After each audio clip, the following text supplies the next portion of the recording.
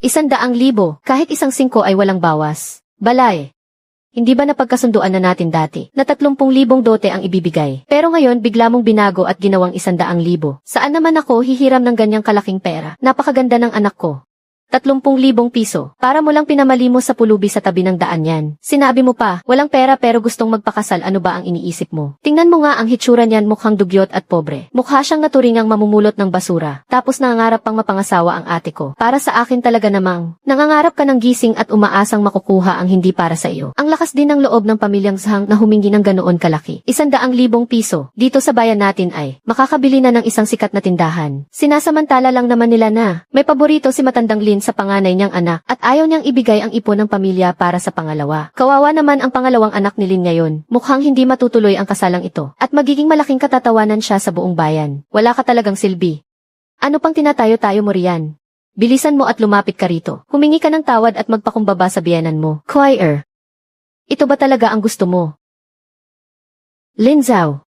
Huwag mo nang ipilit kung hindi mo kaya. Sinong babae ba ang ayaw ng sapat na kasiguruhan sa buhay kapag nagpakasal? Ang kuya mong si Lin Qiang, nagbebenta ng mga workman sa labas, at yumaman na ng husto. Pinupuri ng lahat ang panganay ng pamilya Lin dahil napakagaling niya. Ikaw naman na nakababatang kapatid, hindi naman pwedeng habang buhay ka na lang magtitiis dito sa baryo. Humihingi si nanay ng 100,000 para lang subukin ang katapatan mo. Ipalipat mo ang lumang bahay ninyo, direkta sa pangalan ng kapatid ko, bilang bawas sa 50,000 dote, at ang natitirang 50,000, gumawa ka ng kasunduan. Nakasaad na may 3% interes kada buwan, at regular mo kaming babayaran buwan-buwan, para matuloy pa rin ang kasal natin. Nga naman, binibigyan ka na nga namin ng pagkakataon eh. Kung ayaw mong gumawa ng kasunduan, ayos lang. Ipalipat mo na lang sa akin ang bulok na bahay na ito. Kayo talaga, pero pamilya rin namin ang nagmamay-ari nito. Pamana pa ito ng 3 henerasyon. Diyos ko po, anong kasalanan ang nagawa namin para maranasan ito? Ang 30,000 dote ay pinaghirapan kong kitain. Tungkol naman sa 100,000, dahil iyan ang gusto ninyong mangyari. Susundin ko ang gusto ninyo. Huwag kang magpanggap na mayaman dyan.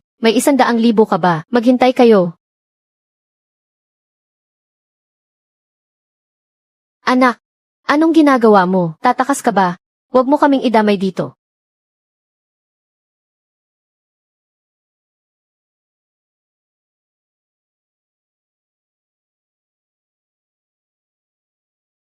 Diyos ko po, Lin Zhao, talagang umasenso ka na. Ito. Totoong pera nga ang lahat ng ito. Alam ko namang hindi ako nagkamali sa napili ko. Maaasahan talaga ang manugang ko. Lin Zhao. Naku naman. Sana inilabas mo agad ang pera ng mas maaga. Bakit kailangan mo pang galitin si mama ng ganyan? Magiging magkapamilya pa rin naman tayo, dahil napakabait mo sa akin. Mananatili akong tapat sa iyo habang buhay. Gagamitin natin ang perang ito para sa down payment ng bahay natin sa bayan. Tingnan ninyong lahat, ito ang tunay na dugo ng pamilya Lin. Mayaman ang pamilya nating mga Lin. Maipagmamalaki ko ang aking anak. Ihain na agad ang alak para sa pamamanhikan. Walang uwi ng hindi lasing ngayong gabi. Aray! Ano bang kabaliwan ang ginagawa mo? Bakit mo ako sinaktan?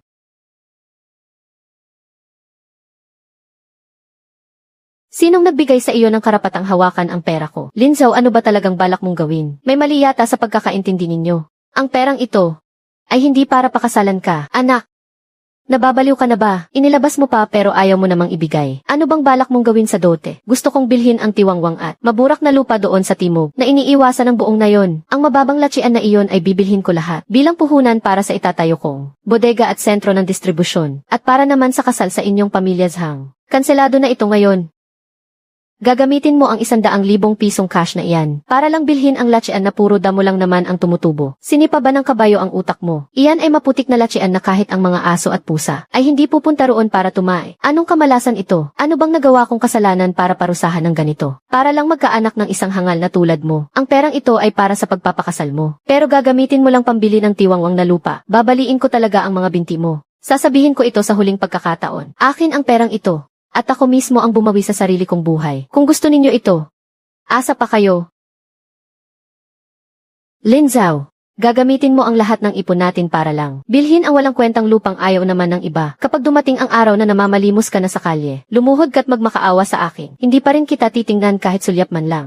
Pangalawang anak ng pamilyang Lin, ayaw mo na bang mamuhay ng maayos? Bakit ka nagdala ng ganyan karaming cash sa opisina ng barangay? Kapitan, gusto kong bilhin ang mababang lupain sa timog ng barangay. Ito na ang buong bayad na 100,000 piso. Lin Zhao, Huwag kang magpanggap na kung sino rito. Sino tinatakot mo? Uwi mo na agad ang perang yan, at humingi ka ng tawad sa aming Zhangqi. Kapitan, huwag ninyong asikasuhin para sa kanya. Nababaliw na yata ang batang ito. Pangkasal niya ang perang yan eh.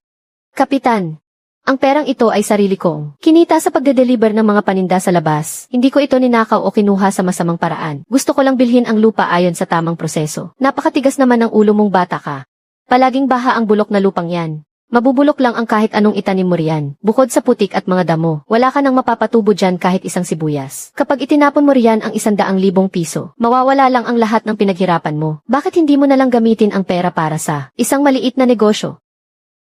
Anak, gusto mo bang lumuhod ako sa harap mo? Nakikiusap na ang tatay mo sa iyo. Kailangan ng pera ng kuya mo para sa negosyo niya sa labas. At magpapakasal ka na rin ngayon. Kung itatapon mo lang ang pera sa tubig, gusto mo bang sirain ang pamilyang ito? Gusto mo ba talagang magkagulo? Hanggang sa masira ang pamilya natin bago ka makontento? Noong nag-umpisa ng negosyo si kuya, todo ang suporta ng pamilya sa kanya, pati ang titulo ng lumang bahay na ito, ay nagawa ninyong isanla para sa kanya. Bakit naman akong si Lin Zhao, ang perang pinagbuhisan ko ng buhay, ay walang karapatang magpasya para bumili ng kahit isang pirasong lupa? Hay, napakatigas talaga ng ulo mo. Bakit ba ayaw mong makinig sa payo? Basura lang at putikan ang lugar na iyon. Ang pera, bilangin mo ng maayos, ang putikang lupang iyon, ay sa akin na simula ngayon. Sus Mariosep, ang 100,000 ko.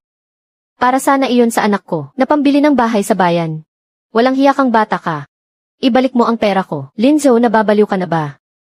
Mas gusto mo pang gumastos ng 100,000 para lang bilhin ang mabahong kanal na ayaw ng buong nayon, kaysa ibigay ang pera sa ate ko. Anong klase kang lalaki?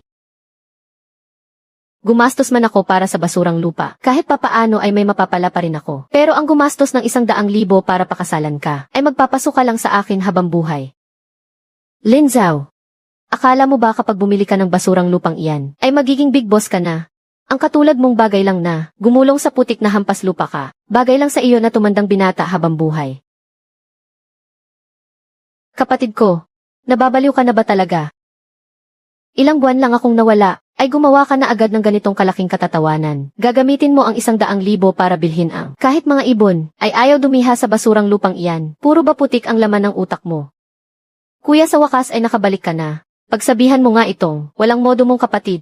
Ang dangal ng pamilya nating mga Lin, lahat yan ay itinapon at tinapakan lang niya sa putikan. Itinaya ko ang buhay ko para kitain ang perang to. Kung ano ang bibilhin ko. Walang karapatan ang iba na pakialaman ako. Kuya Kiang, nagkakahalaga siguro ng ilang libo tong sasakyan mo. Iba talaga kapag madiskarte sa buhay. Hindi katulad ng iba riyan. Mapilit na may hawak na 100,000 piso, tapos isasabog lang sa kung saan-saan. Ilang libo lang ba? Importado kaya to, tol? Mahigit 10,000 to. Nitong mga nakaraang araw, nagbenta ako ng mga segunda manong Walkman sa labas. Ang kinita ko ay kayang bumili ng 10 ganitong bulok na sasakyan. Pakinggan ninyong lahat. Ito ang taong gagawa ng malalaking bagay. Ang panganay namin, talagang ipinanganak na may tadhana maging boss. At ang pangalawa naman, utak ang kailangan sa pagnenegosyo. Pero ikaw nakatambay ka lang araw-araw sa nayon natin. Ano ba ang alam mo sa takbo ng merkado? 100,000 piso para lang bumili ng mabahong kanal. Humanda ka na lang na malugi ng todo. Hanggang sa wala nang matira sa iyo, kahit panloob at mamalimos na lang sa daan. Isipin mo na ang gusto mong isipin. Huwag mong sabihin na hindi ka tinutulungan ng kuya mo. Mabili talaga ang mga Walkman sa lungsod ngayon. Tumataas ang presyo nito araw-araw.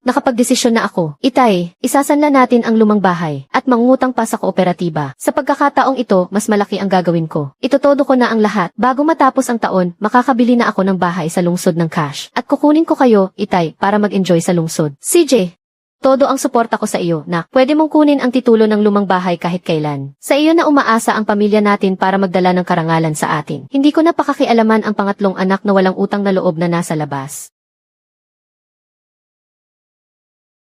Itong pera. Hindi pa, malapit nang umabot sa pinakatuktok ang merkado. Kuya Kiang, ang gara naman ng motor mo. Kakaunti lang sa bayan ang may kayang magkaroon yan. Ngayong iniuwi mo yan sa baryo. Talagang pinagmalaki mo kaming lahat. Umpisa pa lang yan. Hintayin mo bukas kapag pumunta ako sa kooperatiba para kumuha ng malaking halaga ng pera para mamakyaw at mapuno ang bodega ng mga paninda. Kapag dumoble ang presyo sa katapusan ng taon, agad akong bibili ng kotse na may 4 na gulong. Anong ginagawa mo rito? Ikaw na walang kwentang bata ka. Hindi mo pa ba sapat na ipinahiya ang pamilya natin sa labas? Sobra, kuya.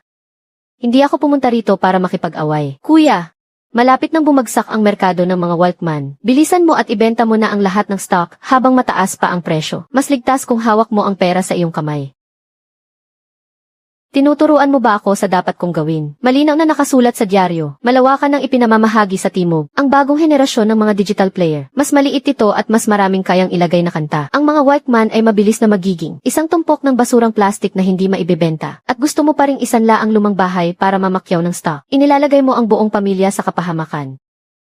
Anong ginagawa mo? Mukhang nabaliw ka na sa hirap at natuyo na ang utak mo. Ako ang lumalabas at nagmamasid sa takbo ng merkado. Mas alam ko ang kalakaran kaysa sa iyo. Hindi ko kailangan ang tulad mo, na kahit ang sariling asawa ay tinakbuhan ka na. Isang inutil para pangaralan ako. Anak, ano ba talaga ang masamang balak mo? Malapit nang yumaman ng husto ang kuya mo. Pero bumalik ka pa rito para magdala ng malas. Ayaw mo lang bang makitang umasenso ang pamilya natin? Ayoko lang panoorin kayo na mapahamak, baon sa napakalaking utang na hindi na mababayaran. Kuya Kiang, wag mo siyang pansinin. Tingin ko inggit lang ang umiiral sa kanya. Siya nga mismong nagtapo ng 100,000 piso sa putikan at hinayaang masayang lang. Kaya gusto niyang ang lahat ng tao sa mundo ay mamalasin din tulad niya. Hoy, pangalawa, itago mo nga yang nakakaawang itsura mong puno ng inggit. Inggit lang yan. Pag nakaipon ako ng 1,000,000 piso sa katapusan ng taon, isasama ko sila o doon sa lungsod para tumira sa malaking mansyon. Habang ikaw naman doon sa kanal na maputi, gumawa ka ng tagpi-tagping dampa at mamalimos ka doon. Kung ganoon, hiling ko na lang ang tagumpay mo. Ano bang klaseng basurang hawak mo na yan? Dahil ayaw mo namang makinig sa mabuting payo at talagang naghahanap ka ng ikakapahamak mo. Kaya hindi na ako makikialam. Pero magkapatid man tayo, dapat malinaw pa rin ang kwentahan sa pera. Noong unang 6 na buwan sumasama ako sa iyo. Gabi at araw na nagbibiyahe ng mga paninda.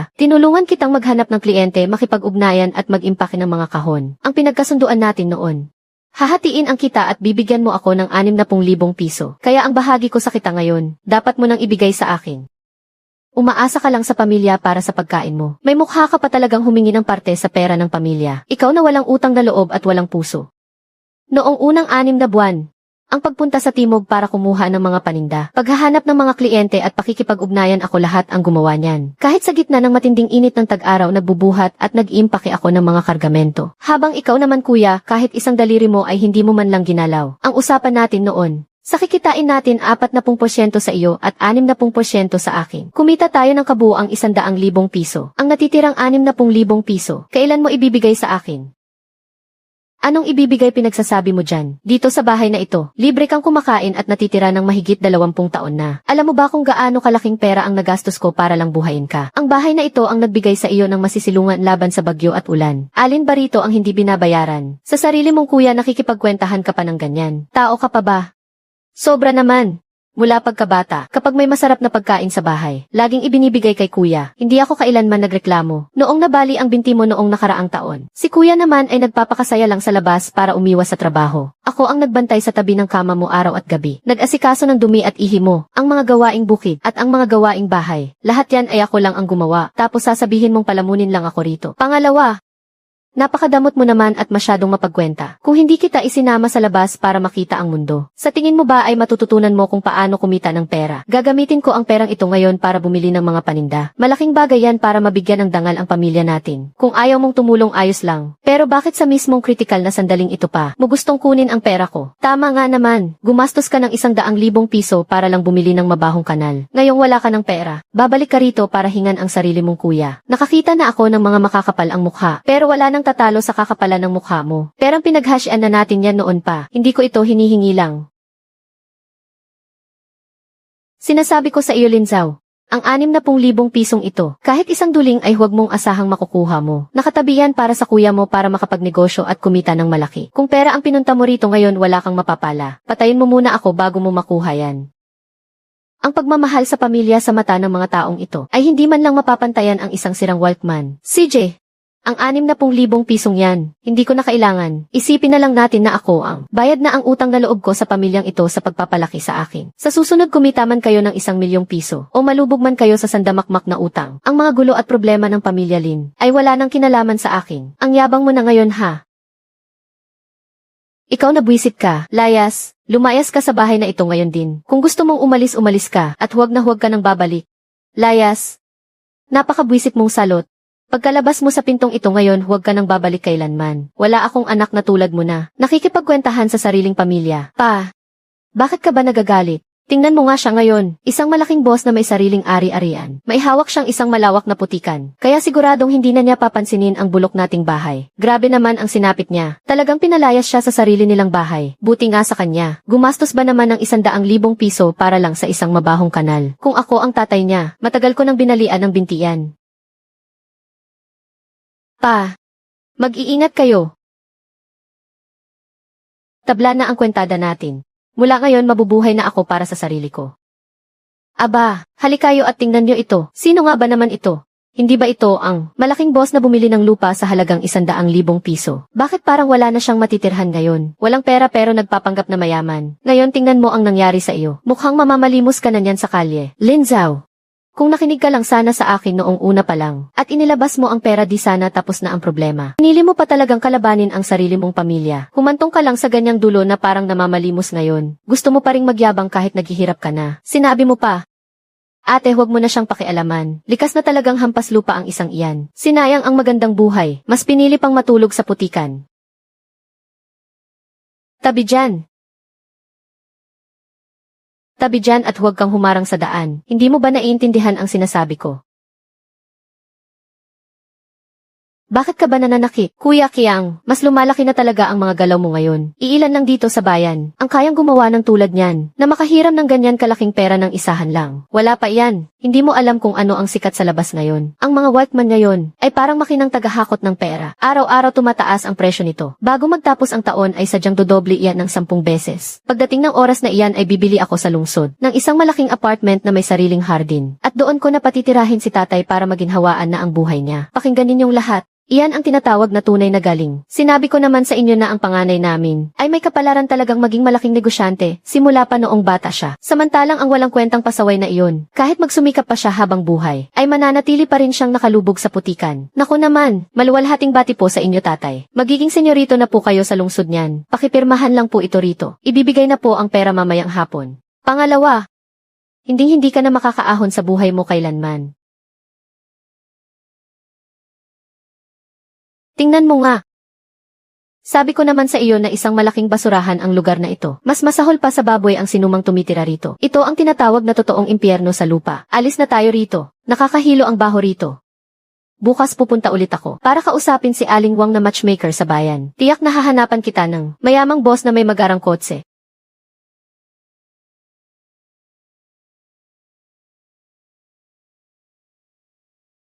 Diyos ko po.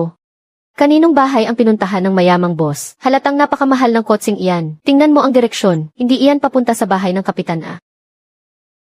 50,000 piso. Bibilhin ko na ang buong lupang ito. Permahan mo na ito at hindi mo na kailangang manatili sa lugar na ito na kahit kulungan ng baboy ay mas mabuti pa kaysa sa bulok na lugar na ito. Isipin mo na lang na nagbayad ka para matuto ng leksyon. Huwag mo na akong masyadong pasalamatan. Sus Mariosep naman, may dumating nga talagang mayamang boss para bilhin ang mabahong estero na ito. Ang pangalawang anak ng pamilyang Lin, napakalaking ang swerte nito para sa kanila. 100,000 piso ang itinapon sa tubig. Pero kahit papaano ay nabawi pa ang kalahati. Para itong hulog ng langit. Lin Zhao, ano pang tinatunganga mo riyan? Pirmahan mo na agad iyan. Baka hindi mo na makuha muli ang pagkakataong ito. Kunin mo na agad ang 50,000 pisong iyan at bumalik ka sa lumang bahay para humingi ng tawad at lumuhod sa kanila. Manager Zhao, diba?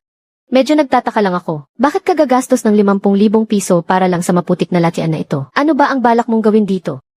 Ang mga desisyon ng malaking kumpanya namin ay hindi dapat pakialaman ng isang tambay sa probinsya na katulad mo. Pero sige, sasabihin ko na rin sa iyo. Plano ng kumpanya na magtayo rito ng isang bodega para sa mga basurang na-recycle. Tutal napakalayo naman ng lugar na ito at tamang-tama para pagtambakan ng basura. Bodega ng basura. Palaging binabaha ang lugar na ito buong taon. Kahit maayos na daan para sa mga malalaking truck ay wala naman dito. Magtayo ng bodega rito. Kapag sumapit ang tag-ulan, lulubog lang sa putik ang mga truck. Hindi ito tugma sa luhikan ng negosyo. Maliban na lang kung dito sa malapit magkakaroon agad ng malaking plano para sa infrastruktura. Kasama na rin doon ang paggagamitan ng lupang ito. Hindi naman talaga ito isang tambakan ng basura. Gusto mong bilhin sa presyong basura ang isang napakahalagang lupain. Ano namang alam mo sa luhikan ng negosyo? Akala mo ba natsambahan mo lang ito at tamang lugar ang nabili mo? Sinasabi ko sa iyo, ang isang hamak na tulad mo, kahit bigyan ka ng minahan ng ginto ay hindi mo ito mapapakinabangan. 50,000 lang. Kapag hindi ka pumirma ngayon, mabubulok lang ang lupang ito sa mga kamay mo. Balang araw-araw kang luluhod sa kalsada para magpalimos. At hindi mo man lang mababawi ang puhunan mo. 50,000. Hindi ko ibebenta. 45,000. Pagkalipas ng araw na ito ay magiging 40,000 na lang. Bukas ako na ang magpapasya sa presyo. Salamat sa langit. Sa isang salita lang ay nabawasan agad ng 5,000. Napakabulag talaga ng Linlauer na ito. Hindi niya sinasamba ang Diyos ng kayamanan sa harap niya. May malaking amo nang ang gustong bumili sa bulok na lupang ito. Napakaswerte lang talaga niya. Sino ba ang nagbigay sa kanya ng lakas ng loob na tanggihan ito? Palagay ko ay nabaliw na siya dahil sa naudlot na kasal. Ang taong hindi marunong magpahalaga, dapat lang na habang buhay siyang makulong sa putikang ito at kumain ng lupa. Naririnig mo ba ang sinasabi ng mga tao rito? Ang lugar mong ito na maging sa buong kalapitbayan. Kahit ang mga pulubi ay hindi papansinin ang mabahong kanal na ito. Pero itinatago mo pa na parang isang minahan ng ginto. 45,000. Handa na ang perang papel. Idiin mo lang ang thumbprint mo. Kunin mo na tong pera at umalis ka na agad. Dalian mo. Ang manager namin, daang-daang libong piso ang hawak bawat minuto. Pumunta sa ganitong bulok na lugar na kahit mga ibon ayaw tumae. Para ka nang ang binibiyayaan yan. Manager Zhao, gusto mo kaming baratin ng barya-baryang halaga para makuha ang sentro ng logistics sa susunod na business district. Sa tingin mo ba bulag ang lahat ng tao rito? Anong kabaliwan yung pinagsasabi mo? Anong business district? Gusto mo lang magtayo ng bodega ng basura? CJ, kwentahin natin yan ngayon. Ang mga gastos ng malaking kumpanya mo para makadaan ang mga truck ng basura. Ang mababang maputik na lugar na ito. Kailangang patigasin gamit ang 3 patong ng semento. Tatambakan muna ng 1 metrong lalim ng graba bago latagan ng bakal na wire mesh. Sa kabubuhusan ng 20 sentimetrong semento. Sabihin mo nga sa akin, magkano ang aabutin ng buong konstruksyong yan? Hindi bababa sa 100,000. Bumili ka ng lupa sa halagang 45,000. Tapos gagastos ka ng mahigit 100,000 para sementuhin ang daan. Para lang mapagtambakan ng mga bulok na karton na nagkakahalaga lang ng 20 sentimo kada kilo. Bakit marami kaming pera kaya gusto lang naming mag-aksaya? Bakit bawal ba? Nag-aaksaya ng pera o dahil nakakuha kayo ng opisyal na plano mula sa munisipyo? Nagagawin ang lupang ito bilang susunod na pangunahing terminal ng transportasyon. Ikaw, paano mo nalaman ng ganyang klaseng sikretong impormasyon? Isang hamak na magsasaka ka lang naman mula sa probinsya. Sigurado rin ako na ang paligid ng pangunahing highway ay sisimulan ng A-construct agad. Kaya sige, subukan mong baratin ang presyo ko ngayon. Bukas, dahil sa lupang ito, kahit ang karapatang makasali sa usapan ay hindi mo makukuha. Dalhin mo ang mga basura mo. Lumayas ka. Huwag mong abusuhin ang pagbibigay galang ko sa iyo. Sinasabi ko sa iyo, binangga mo ang Tianjin Trading. Sa buong labas ng lungsod, walang sinumang mangangahas na bumili sa bulok na lupang ito. Kung ganoon, subukan mo nga. Sige na, lumayas ka na at hindi kita ihahatid. Alis na tayo. Pagsisisihan mo ito. Kapag dumating ang araw na mamamatay ka na sa gutom, sisiguraduhin kong luluhod ka sa mismong tapat ng pinto ko para yukuan ako at magmakaawa.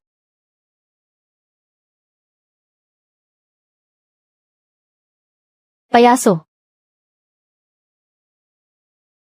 Hoy, kapatid. Nabalitaan kong may ibubuga ka na pala ngayon. Pati ang malaking boss ng Tianjin Trading ay nagawa mong palayasin. At may mukha ka pang magyabang na turuan silang magnegosyo. Nakikita mo ba ito? Ito ang manok na nangingitlog ng ginto. Nangutang ako ulit ng 50,000 piso sa kooperatiba para sa sikat na imported na Walkman sa buong bansa. Aba, iba talaga kapag si Kuya Kiang. Yayaman ka na naman ito ng husto. Sa katapusan ng taon, tiyak na daan-daang libo ang kikitain mo. Syempre naman. Kapag nagnegosyo ka, dapat ganito kalakas ang loob mo. Hindi tulad ng isang tao dyan, na gumastos ng 100,000 piso para sa mabahong kanal. At kung umasta ay parang kung sinong sikat na tao. Nagsalita na si Boss Zhao. Mula ngayon, ang sinumang mangangahas na bumili ng lupa mo, ay kinakalaban siya. Sa buong buhay mo, mananatili ka na lang dito, sa maputik na kanal na ito para manghuli ng daga. Kung luluhod ka ngayon at magmamakaawa sa akin, kapag kumita na ako ng 1,000,000 piso sa katapusan ng taon, baka bigyan pa kita ng pagkain para may makain ka. Sinabi ko na sa iyo, malapit nang malaos ang mga Walkman. Ang pagkuha mo ng karagdagang utang ngayon ay parang paghahanap lang ng sarili mong kapahamakan. Chese, isa ka lang namang hampas lupa na nakatambay sa baryo. Bantayan mo na lang yang walang kwenta at walang gusto. Bulok na putikan mo at mamalimos ka roon. May darating na kapahamakan pero wala ka pa rin kamalay-malay. Diyos ko po. Ito, magkano kaya ang halaga ng kotsing ito? Baka ito na ang totoong malaking boss galing sa syudad. Posible kayang ang aking reputasyon sa pagnenegosyo sa labas ay kumalat na.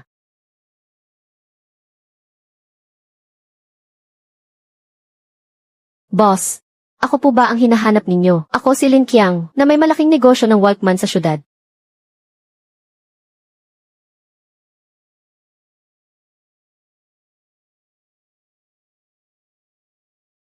Ikaw ba si Lin Zhao? Ang manager ng proyekto ng Chenghe Group. Siya Muking. Kaalis lang ng mga taga Tianjin Trading. At dumating na agad kayo. Ang bilis ng balita ninyo ah. Ang ganyang madadamot na pakulo ng Tiancheng ay wala akong interes, wala rin akong oras para makipagbulahan sa iyo rito. 1,100,000 ay bibilhin na ng Chang Group. May problema ba sa pandinig ko? 1,100,000. Parang hinulugan siya ng langit ng isang buong kaba ng yaman. Diyos ko po. Ang pagiging mahirap talaga ang humaharang sa imahinasyon ko. Ang bulok na putikang ito ay pugad pala ng mga gintong itlog. Boss siya, manager siya, kayo po ang aming tagapagligtas. Ako ang mismong kuya niya. Pipirmahan na agad naming pamilya Lin ang kontrata. Sinisiguro naming ang lupang ito ay lilinisin namin ng maayos at walang maiiwang kalat. Naku naman, napakawalang puso mo. Magre-rebelde ka ba? Noong binili ko ang lupa, ako ang bida sa pamilyang Lin. Pero noong pinalayas ako, isang pulubi na mas masahol pa sa aso, gamit ang 1,100,000 para bilhin ang liblib na lupang ito. Ang gana ng Chang Group ay talagang hindi mapapantayan ang Tiancheng Trading. Kung hindi ako nagkakamali, ang lupang ito ay mapapasama na sa sentro ng logistika sa labas ng lungsod. Bilang pangunahing lipatan ng mga kargamento, pinaplano ninyong ihanda ang daan ng maaga para sakalin ang logistika ng buong rehiyon. Napakatalas ng iyong paningin. Mukhang hindi naman sayang ang pagpunta ko rito. Pero ang mga lihim na planong ito ay hindi makakahadlang sa ating transaksyon. Kunin mo na ang perang ito. Sapat na ito para sa talino mo. 1,100,000. Kontento na ako rito. Kung kontento ka na, pirmahan mo na agad. Ano pa ang hinihintay mo? Baka mawalan ka pa ng pagkakataon. Pwedeng mapunta ang lupa sa Chenghe. Pero bukod sa perang ito, mayroon pa akong isang karagdagang hiling. Tungkol sa Chenghe Group ninyo. Ang mga walkie-talkie ng mga sibilyan sa buong lugar at ang mga simpleng kagamitan sa komunikasyon. Gusto ko ang eksklusibong karapatan sa negosyong ito. Siraulo ka talaga at wala ng pag-asa. Alam mo ba? Ang hinihingi mong eksklusibong karapatan sa negosyo. Kung ano ang ibig sabihin yon? Hahaha, boss siya, wag ninyo na po siyang patulan. Ang mga walang kwentang bagay na tulad nito. Magkano lang ba ang kikitain niyan? Higit sa 1,000,000. At cash pa iyon ha. Saksakan ng baliw. Ibig sabihin nito ay, ang habol lang ng Tiancheng Trading ay makatyamba ng murang makukuha. Habang ang inyong Chang Group naman, gusto ninyong suluhin ang lahat. Ang gusto ko lang naman ay dito sa larong ito sa hinaharap, makakuha na agad ng tiket para makasali sa lamesa. Magpatuloy ka. Ang lupang ito ang magiging sentro ng logistika sa hinaharap. Isipin mo kung gaano karaming construction site ang magtatrabaho araw at gabi. At kung gaano karaming driver ng truck ang lalabas at papasok. Pati na rin ang mga pabrikang itatayo sa paligid nito. At pati na rin ang mga gwardiya. Sino ba sa kanila ang hindi mangangailangan ng mabilisang komunikasyon? Mahal ang load sa cellphone. At mahina pa ang signal sa loob ng mga pabrika. At hindi matatag sa mga silong nito. Kaya walkie-talkie talaga ang tunay nilang kailangan. Madaling gamitin, mabilis, at hindi kailangan gumastos kahit piso para sa load. Hindi ba walkie-talkie lang naman ang gamit sa construction site para lang magsigawan ang mga tao rito? Magkano lang ba ang kikitain mo riyan? Ang inyong Changhe Group ay parang isang higanting elepante. Kaya hindi ninyo pinapansin ang ganitong maliit at barya-baryang kita. Pero kung makukuha ko ang buong lugar na ito at ang lahat ng negosyo sa komunidad ay makuha ko ng buo, ang barya-baryang kitang ito ay magiging isang malaking kayamanan. Sabihan ang head office at ang legal team ay agad na gumawa ng karagdagang kasunduan para makuha ang buong lugar sa labas ng lungsod at ang mga kagamitan sa pampublikong komunikasyon doon para magkaroon ng eksklusibong karapatan sa pagpapatakbo. Madam Xia, hi. Hindi po ito ayon sa patakaran. Ang ganoon kalaking operating rights. Kailangan muna ng approval ng Board of Directors. Ako na mismo ang magre-report sa chairman. Sabihin mo na ako, si Xia Muking, ay handang itaya ang aking career para sa pananaw ng kabataang ito upang magsilbing garantiya. Kaya kong ipaglaban para sa iyo ang operating rights. Pero mayroon din akong kondisyon. Sa loob ng 1 taon, dapat mong dalhin ang mga sales channel at ikalat ito sa buong lugar at hindi dapat bumaba sa 3,000,000 piso ang iyong benta. Deal? President Zhao, may masamang balita po. Ang mga tao mula sa Changhe Group, hindi lang nila gustong bilhin ang lupang iyon. At ibinigay pa nila kay Lin Zhao ang eksklusibong operating rights. Anong sinasabi mong operating rights? Ang hampas lupang iyon, ano namang alam niya sa operating rights? Mukhang magtutulungan sila para magbenta raw ng mga walkie-talkie. Mismong si Xia Muking pa ang nagsabi na handa niyang garantiyahan ang pananaw ni Lin Zhao. Ihanda ang kotse, babalik tayo sa baryo. President Zhao, bakit pa po tayo babalik doon? 1,100,000, diba? Dadagdagan ko ang alok ko. Maglalabas ako ng 1,300,000 piso. Tingnan lang natin kung mas matigas ba ang paninindigan ni Lin Zhao o ang hawak kong pera. Umalis na tayo ngayon din.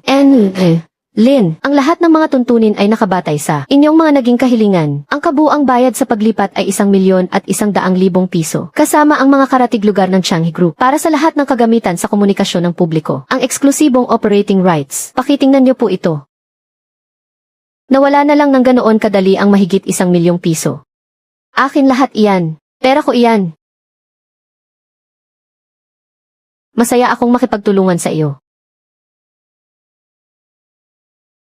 Sandali, wag muna kayong pumirma. Magbabayad ako ng 1,300,000 piso. Nababaliw na. Nababaliw na kayong lahat. Nababaliw na ang lahat. Ginto ba ang gawa sa bulok na lupang ito?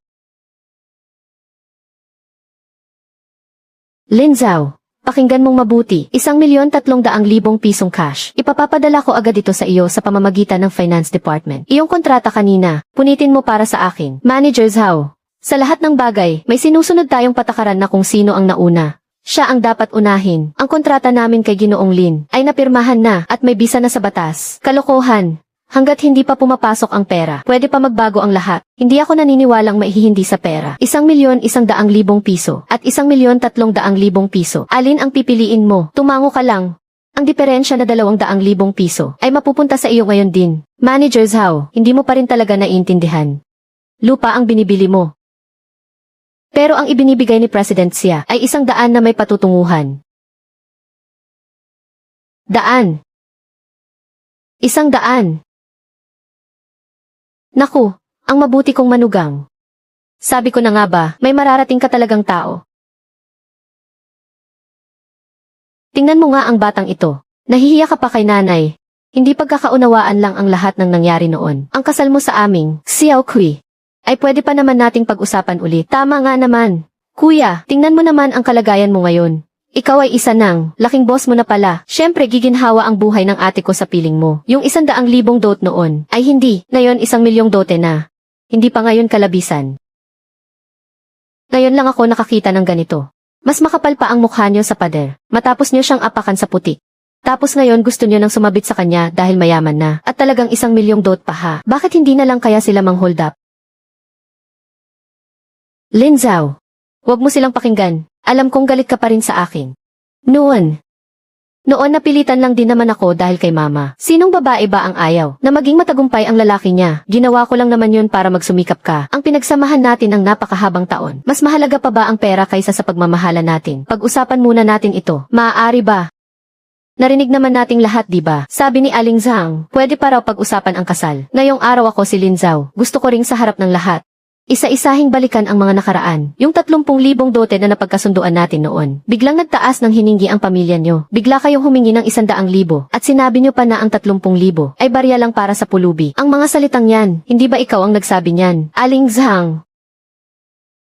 Sabi mo pa bakit magpapakasal kung walang pera at sinabihan mo akong parang hampas lupa na huwag nang mangarap na makamit ang langit. Gusto mo pang ilipat ang ancestral home ng pamilya Lin. Sa pangalan mo. Ang mga salitang yan, hindi ba ikaw ang nagsabi niyan? Sabi mo, ang 100,000 ay para raw subukan ang katapatan ko at pinapirma mo ako ng kasunduan sa utang na may interes na 3% kada buwan. Ginamit ko naman ang 100,000 para bumili ng lupa. Pero sinabihan mo akong nasisiraan na ng bait at bagay lang daw sa akin ang mamalimo sa kalsada. Noong pinalayas ako sa aming bahay, ikaw at ang pamilya mo ang unang-unang lumapit para tapakan at kutyain pa ako. At ngayon, ako pa rin naman ito, ang hampas lupang si Lin Zhao na minata ninyo noon. Walang labis na kahit isang duling na duling, walang kulang na kahit isang kusing. Sa tingin ninyo, anong karapatan ninyo para tumayo pa rito sa harap ko ngayon at makipag-usap tungkol sa kasal?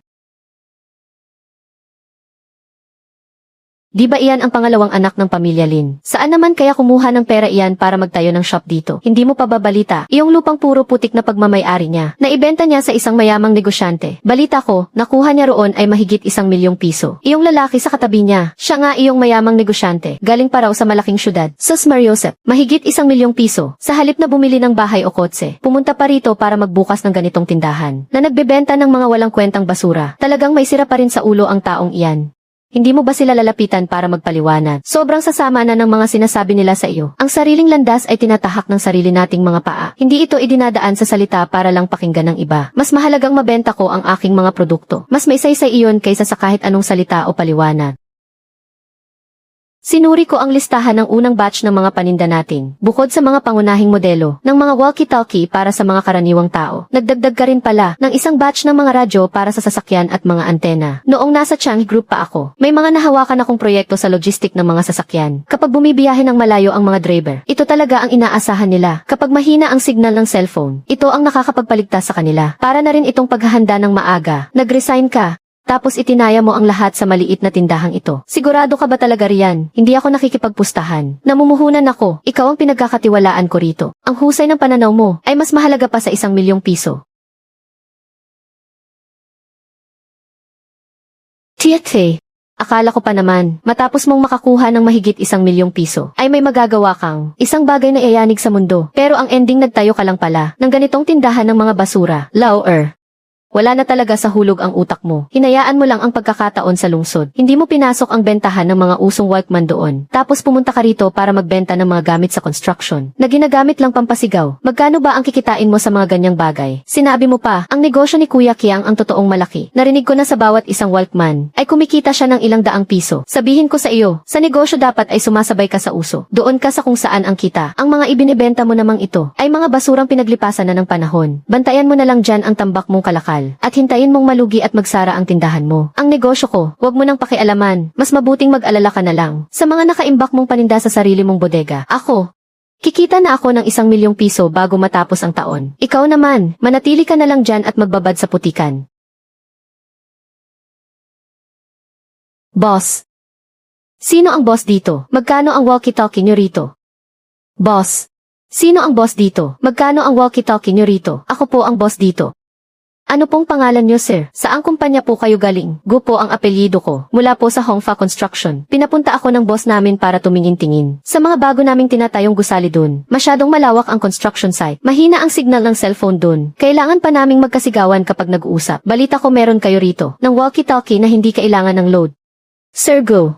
Subukan niyo po ito. May matatag na signal sa loob ng 10 kilometro. Matibay kahit mabagsak at hindi basta-basta nababasa ng tubig. Isang beses lang ay charge pwedeng gamitin ang 2 araw. At ang pinakamaganda pa rito, kaya nitong ibigay ang pangangailangan nyo na mag-usap ang iba't ibang grupo sa site ng sabay-sabay. At higit sa lahat walang babayarang load kahit 1 singko.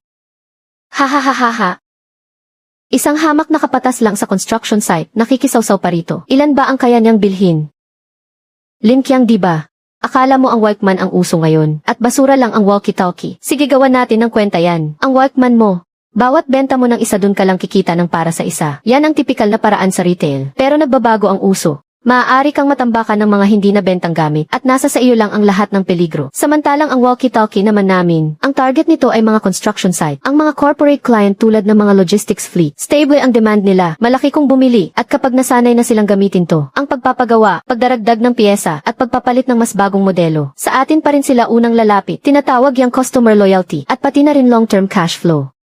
Ikaw, ano ba ang alam mo? Anong wala akong alam? Ang alam ko lang. Habang abala ka pa sa pakikipagsapalaran sa kung anong uso, si Lin Ju naman ay abala na sa pagpapatatag ng sarili niyang posisyon. Ito na nga yon, boss. Itong produkto mo, malaking tulong talaga sa amin. Sabay-sabay na magsisimula ang 3 naming construction site, 20 unit kada site.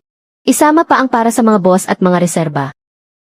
Kaya para sa unang batch, kukuha muna kami ng 800 unit. 800 unit, tama ba ang narinig ko? Kung daan-daang piso ang bawat isa. XD, aabot agad to sa 10,000 piso. Ano sa tingin mo, boss? Itong 800 unit, pansubok pa lang namin yan para sa unang phase. May 2 pang proyekto na magsisimula pagkatapos nito. Kapag maganda ang naging resulta, kakailanganin pa namin ng hindi bababa sa 200 unit. Mangguo. Itong modelong kay 3 namin ay nagkakahalaga ng 1,200 bawat isa. Ang pinagmamalaki nito ay ang matatag na signal at napakatagal na baterya. Kaya ang kabuang halaga para sa 800 unit ay 96,000. Ako na ang bahala, bawasan ko na ang butal para sa inyo. 95,000 at nangangako kami na ang mga susunod na kumpuni at update sa sistema ay libre na lahat. Gaan mong kausap. Kung ano ang sinabi niyo boss, ganoon na nga ang gagawin natin. Pipirmahan ko na ang kontrata ngayon din.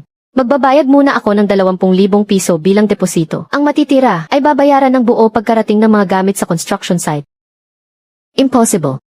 Hinding-hindi yan posible. Malinaw naman na basura lang ang ibinebenta niya, Boss Lin. Ang gamit mong ito, paano kung gamitin namin sa kusina ng restoran namin? Malaki ang espasyo doon. Sobrang nakakapagod para sa mga waiter ang pabalik-balik. Kailangan din iyan sa pabrika namin, para sa pagpapatrolya ng mga security guard at sa pag-imbentaryo sa bodega. Magagamit talaga sa lahat ng iyan. Bigyan mo rin kami ng ilang piraso para masubukan. Nakwenta ko na. Sa buong araw na ito, mula pa lang sa tingi at maliliit na order, ang benta natin ay lumampas na sa 30,000, kasama pa ang galing sa Hongfa Construction. Ang kabuang benta natin ngayong araw ay lumampas na sa 120,000. Salamat sa pagsisikap mo. Ano ito? Ang sarili nating kasunduan sa pagtutulungan. Nag-ambag ka ng teknolohiya at pamamahala. Nag-ambag naman ako ng diskarte at mga koneksyon. Ang tindahang ito, hahatiin nating 2 ng pantay. Lahat ng kikitain sa hinaharap ay paghahasya natin base sa porsyentong iyan. Ikaw, ganoon mo na lang ba ako pinagkakatiwalaan? Hindi ka ba natatakot na baka takbuhan kita dala ang pera? Ang kakayahan kong kumilala ng tao ay hindi huli kumpara sa kakayahan kong bumasa ng merkado.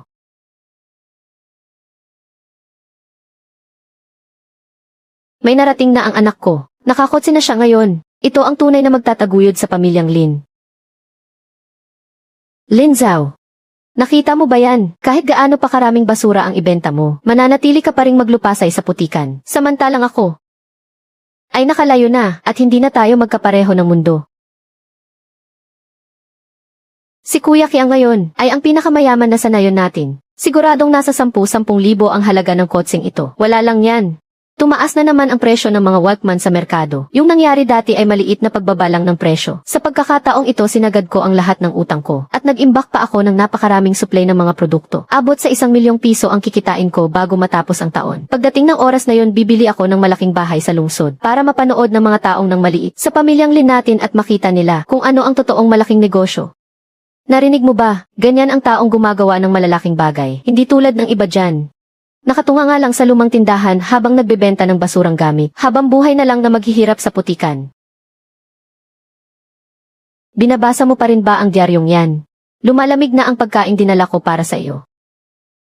Tingnan mo ito, ang bagong henerasyon ng digital music player. Sabay-sabay nang ibinibenta sa 3 malalaking lungsod sa timog. Mas maganda ang kalidad ng tunog, mas malaki pa ang memorya nito. Nagkatotoo ang kinatatakutan mo. Kapag maramihan ng ginawa ang mga ito, babagsak agad ang merkado ng Walkman. Hindi lang babagsak, kundi mabubura talaga ito ng tuluyan. Patuloy pa rin sa pag-imbak ng marami si Lin Qiang. Itinatapon lang niya ang sarili niya sa kapahamakan. Hindi naman siya makikinig sa atin.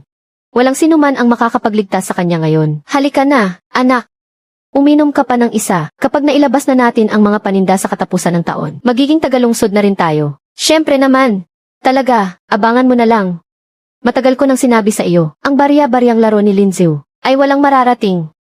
Tanging ako lang ang makakapagbigay ng karangalan sa pamilya Lin natin. Ayon sa pagsusuri ng merkado, ang mga tradisyonal na cassette Walkman ay makakaranas ng pagbaba ng benta sa loob ng susunod na 6 na buwan. Pinapayuhan ang mga distributor na mag-ingat sa pagkuha ng stock.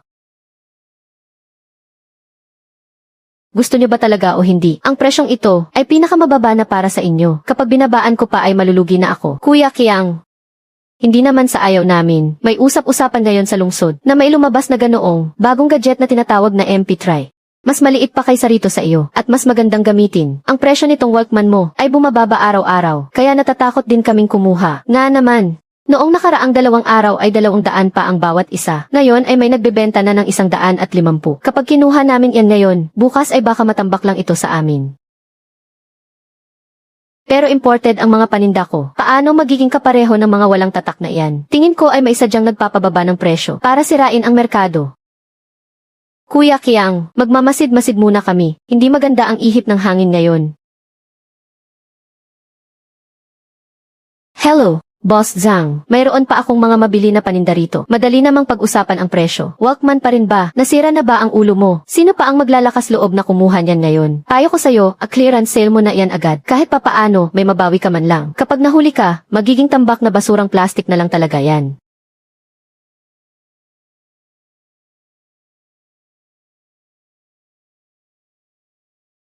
Boss, nakabalik ka na pala. Kamusta? Ang mga paninda ngayon, ilan ang nailabas mo? Huwag mo nang itanong, tumawag na naman ang bangko ngayon. Sabi nila kapag hindi pa tayo nagbayad ng utang, ay pupunta sila para embargo ang bahay natin at ang sasakyan mo. Bakit ka natataranta? Pansamantalang pagbabalang naman ito ng merkado. Walang malaking negosyo na laging panalo at walang lugi. Pagkalipas ng ilang araw, kapag bumalik na sa dati ang merkado, ibebenta ko agad ang lahat ng ito ng sabay-sabay. Sa oras na yon, mababawi ko rin pati ang puhunan at tubo natin. Pero paano kung sakali? Walang kung sakali. Ako si Lin Qiang, ay matatumba lang ng ganitong kaliit na alon. Panoorin mo na lang ako at magtiwala.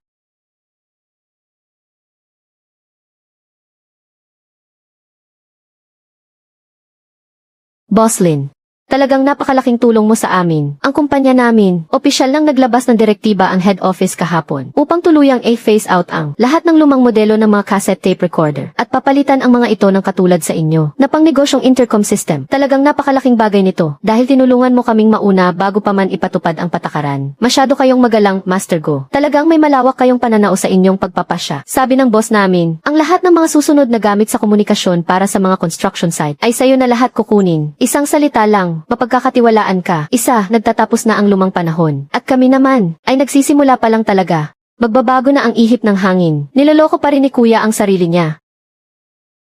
Hindi na ba tayo maghihintay? Hindi na.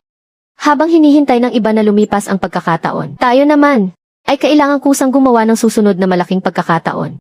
Tandaan ninyong lahat ito. Ang layunin natin ay hindi lang ang makabenta ng isang makina at doon na natatapos ang lahat, kundi ang siguraduhin na ang bawat customer na papasok sa tindahan natin ay maging pangmatagalan nating suki. Para sa mga susunod na pagpapakumpuni, pag-upgrade, at pagpapalawak ay dapat magawa nating sa unang pagkakataon pa lang ay tayo agad ang maalala nila sa Zuking Communications. Boss siya. Pero boss, sa ginagawa nating pagbibigay ng libreng serbisyo at may mga pabuya pa, baka naman sobrang liit na ng magiging tubo natin. Pinagtatawanan na nga tayo ng ibang mga tindahan na nagpapakalugi lang daw tayo para lang mapag-usapan. Produkto ang ibinibenta nila, pero mga suki ang inaalagaan natin. Ang mabilisang bentahan, mabilisang kita lang iyan. Ang pagpapanatili ng isang suki na magdadala pa ng 10 pang iba. Ito ang tunay nating proteksyon sa negosyo. Boss Lin, nandito na naman ako para suportahan ang negosyo mo. Napakagaling talaga ng gamit mong ito. Ang pagpapatakbo sa kusina ko ngayon ay mas bumilis pa ng higit sa doble. Ito nga pala ang kaibigan ko, na may-ari ng chain ng mga supermarket, ay hirap na hirap din sa pakikipag-usap sa mga tauhan niya, na talagang nagpapasakit ng ulo niya. Kaya sinabi ko sa kanya, huwag nang pumunta sa iba, at dumiretso na lang dito sa iyo. Maganda ang serbisyo, maaasahan.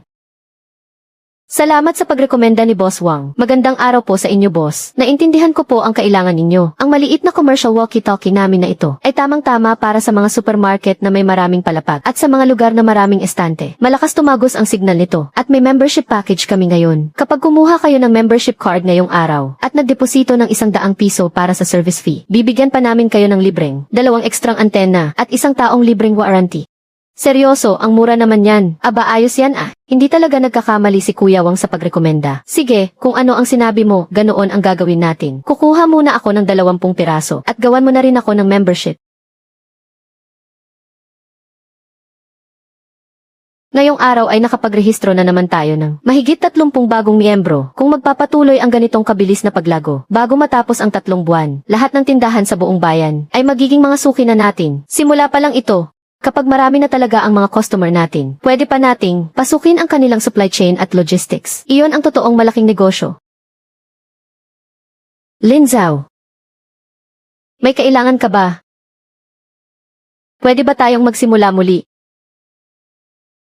Alam kong galit ka pa rin sa akin, pero wala talaga akong magagawa noon. Araw-araw akong pinipilit ni mama. Nanggugulo rin ang kapatid ko. Isang babae lang ako. Paano ko ba sila kakayanin? Tapos ka na bang magsalita? Lin Zhao, hindi ka naman ganyan dati. Dati hindi mo kayang makita akong umiiyak. Ang dating Lin Zhao ay pinatay niyo na mismo gamit ang sarili ninyong mga kamay. Inaamin ko na nagkamali ako. Pero lahat naman ng tao ay nagkakamali. Matagumpay na ang negosyo mo ngayon. At kailangan mo rin ng makakasama na nakakaintindi sa iyo. Magkakilala na tayo simula noong bata pa. Mas kilala kita kaysa sa kahit na sino. Ang kilala mo lang ay ang dating Lin Zhao na hinahayaan lang kayong manipulahin siya. Pero ang isang ito ngayon ay hindi mo nakilala. Huwag ka namang maging ganyan. Kahit hindi tayo magkabalikan agad. Huwag mo namang tapusin ng tuluyan ang lahat. Kahit paano naman ay naging engaged tayo noon. Lin Zhao, basta't pumayag ka lang. Handa ko nang kalimutan ang mga nangyari noon. Hindi ko na rin hihilingin ang dote. At magsasama tayo ng mabuti mula ngayon. Hindi mo na iisipin ka mo. Noong una ay ang pamilya Zhang ninyo ang nanamantala at nagtaas ng dote. Kayo ang pumuwersa sa akin na maglabas ng 100,000 yuan. Ikaw mismo ang nagsabi noon na bagay lang sa akin ang maging pulubi dahil sa pagbili ng lupang walang silbi. At ngayon ay sasabihin mong hindi mo na iisipin. Zhang Kui, masyado mong itinataas ang sarili mo. Sinasabi ko lang naman iyon dahil galit ako noon. Sadyang siniseryoso mo ba talaga iyon? Hindi naman ganoon katalas ang memorya ko. Pero kung paano ako tinapakan ng ibang tao, ay isa-isa kong isinusulat sa aking listahan. Lin Zhao, ginagawa mo ba ito dahil sa ksiamuking na iyon? Galing siya sa lungsod, kaya ba niyang magtiis sa hirap kasama ka ng buong puso? Gusto lang naman niya ang negosyo mo. Huwag mo siyang isali rito. May mali Mali ba sa sinabi ko, nakasakay siya sa mamahaling kotse, nakasuot ng mga mamahaling damit at napakarami ng nakilalang mayayamang negosyante. Kahit mayaman ka na ngayon, pero masisiguro mo ba na hindi ka niya ikahihiya dahil sa mahirap mong pinagmulan balang araw? Siksiyamuking noong minaliit at tinawanan ako ng iba, ay naglakas loob na makipagtulungan sa akin kahit sa isang sirang mesa lang. Samantalang ikaw noong pinalayas ako sa bahay, ay isinama pa ang nanay mo para lang pagtawanan ako. Ang isa ay kasama ko, na naglatag ng daan patungo sa unahan, at ang isa naman ay naghintay lang na matapos ang daan, para bumalik at makinabang sa bunga. Hindi kayo magkatulad, kaya ba talaga dahil sa kanya, ay ayaw mo na sa akin? Hindi ito dahil sa kahit kanino, dahil sadyang matagal na kitang binitiwan.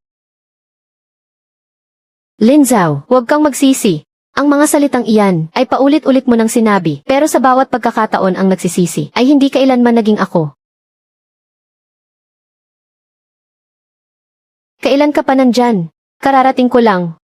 Ang mga dokumento ng kliyente para bukas ay naiwan mo sa bodega. Salamat at pinagpaguran mo pang ihatid ito. Mukhang iyak na iyak siya.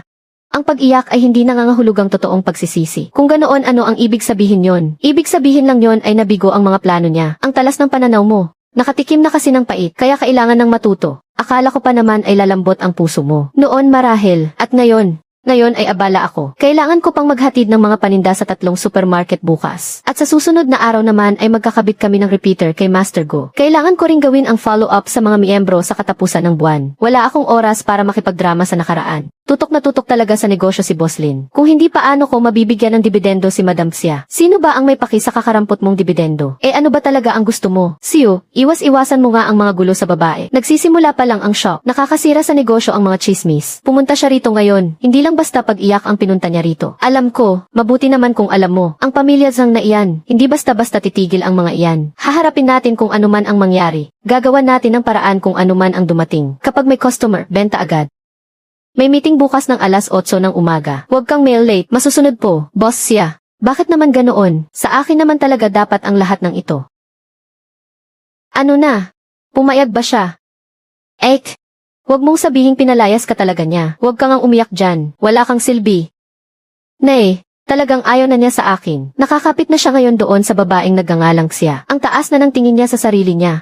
Dapat sumugod ka sa yakap niya kanina para makita ng lahat ng kapitbahay. Sinubukan ko naman, pero umiwas siya. Umiwas. Akala naman niya napaka-importante niya. Sinabi pa nga niya, bumalik lang daw ako para makihati sa kanya. Hindi ako papayag na ganoon na lang. Bakit siksiyamuking pa ang kasama niya? Ilang taon ko siyang sinamahan, tapos wala man lang akong napala sa huli. Tama, kumikita na si Lin Zhao sa shop niya ngayon. Bakit hindi niya tayo babahagian? Makakapagmalaki ba siya ng ganyan ngayon? Yang utak mo naman, pangbasura lang ang laman. Ma, bakit mo naman ako sinisermonan? Kung pipilitin natin ngayon, siguradong wala tayong makukuha. May sarili ng pakpak si Lin Zhao, at may sumusuporta pa sa kanyang siyamuking. Pero ang chismis ng mga tao, mas matalim pa sa kutsilyo. Ma, ano bang balak mong gawin? Di ba nagtayo siya ng tindahan? Ano ba ang pinakakinatatakutan sa negosyo? Ang kawalan ng mamimili, hindi kundi ang masirang reputasyon. Bukas na bukas din sa umaga, pupunta ako sa tambayan sa may kanto ng bayan. At sasabihin ko na may sira ang mga makinang ibinibenta ni Lin Zhao. At nanggaganso siya ng pera sa mga kakilala niya. Di ba hindi naman umubra ang taktikang yan noon? Noon kasi wala tayong ebidensya. Sa pagkakataong ito, iibahin natin ang kwento. Yung babaeng tumulong sa kanya sa tindahan, ginagawa siyang front para maglaban ng maruming pera. Tutal, ang mga nangyayari sa syudad, hindi naman maiintindihan ng mga taga na yun. At mas hindi nila maintindihan, mas matatakot sila. Pero hindi kaya lumaki ng husto ang gulo dahil dito. Iyon nga ang mismong gusto kong mangyari. Kung ayaw kanyang papasukin sa bahay niya, sisiguraduhin nating hindi rin magtatagal ang tindahan niya. CJ, ma, maghahanap ako bukas ng ilang mga tropa ko para magpanggap na mamimili at manggulo doon. Sasabihin nilang sira at hindi gumagana ang makina. Mas maingay at mas magulo, mas maganda. Teka muna, huwag kang magmadali. Pakalatin muna natin ang balita bago tayo gumawa ng gulo para maniwala muna sila kahit kaunti. Mas madali na nating magagawa ang susunod na plano. Lin Zhao,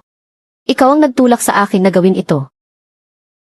Kung hindi ko rin naman makukuha, sisirain ko na lang siya. Hindi niyo lang talaga alam. Ang Lin Zhao na iyan, mukhang tapat naman tingnan, pero mas maitim pa ang budhi niya sa kahit kanino. Ang mga walkie-talkie na ibinebenta sa tindahan niya, lahat ng iyon ay mga second hand na inayos lang mula sa timog. Hindi naman siguro. Nakikita ko namang malakas ang benta sa tindahan niya, ang Hongfa Construction. Kahit ang laking construction site na iyon ay sa kanya kumuha ng gamit, palabas lang ang lahat ng iyon. Nabalitaan ko sa kamag-anak ko sa lungsod. Ang babaeng may apelyidong Xia na iyon, hindi naman talaga siya totoong malaking negosyante. Ginagamit lang niya si Lin Zhao bilang front para maghugas ng pera. Sino ba namang hihingi agad ng mahigit 1 milyong piso? Akala mo ba ay napupulot lang ang pera kung saan-saan? Nga, Nabalitaan ko rin sa iba, ang malaking kontratang pinirmahan ni Lin Zhao ay mga binayarang artista lang pala. Kung hindi, paano naman magiging ganoon katugma ang lahat? Isa lang siyang manloloko, para lang pigaan ng pera ang sarili niyang mga kababayan. Totoo ba yan? Kung panloloko nga iyan, napakasama naman niya kung ganoon. Pagsisinungalingan ko ba kayo? Maghintay lang kayo at makikita niyo rin. May malaking gulo na mangyayari balang araw.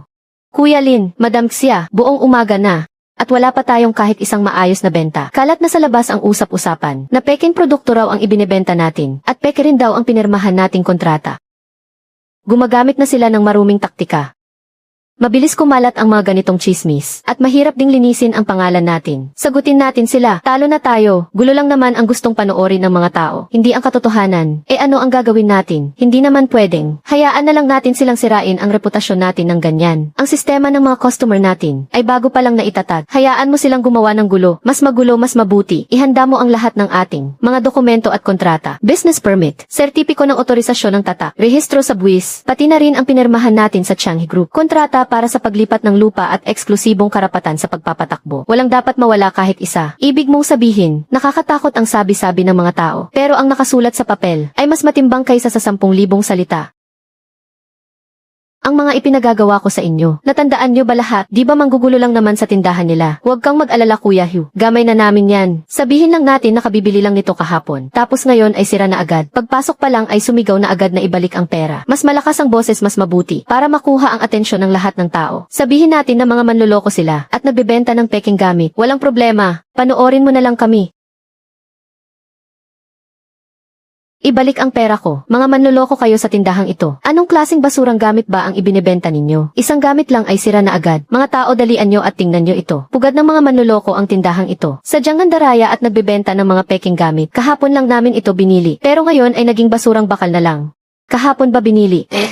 Kahapon nga talaga. Ibalik nyo na ang pera agad. Kung hindi wawasakin ko ang tindahan ninyo. Nakita nyo naman lahat diba? Sabi ko na nga ba mga manloloko sila. Ngayon huli na sila sa akto. Ilabas ninyo ang sales records kahapon.